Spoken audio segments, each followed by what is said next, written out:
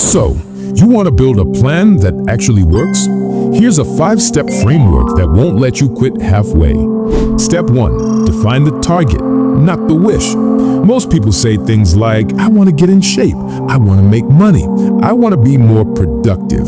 That's not a plan, that's a wish. A real plan starts with a specific, measurable outcome. Not get in shape, it's lose 5 kg in 30 days. Not make money, it's earn $1,000 doing freelance design. You need a target that can't lie to you. If it's vague, it will break. Make it clear, or don't bother. Step 2, build backward, not forward. Most people plan like this. Tomorrow I'll do X, then hopefully Y, and eventually I'll hit my goal.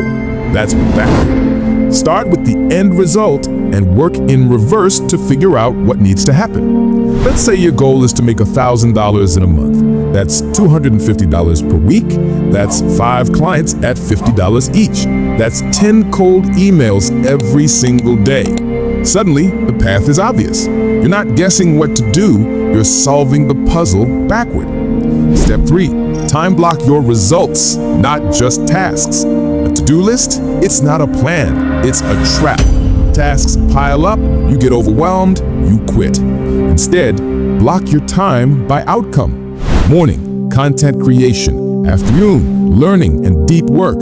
Evening, gym or creative focus. Now your day has zones, it flows. You're not asking, what should I do next? The clock tells you.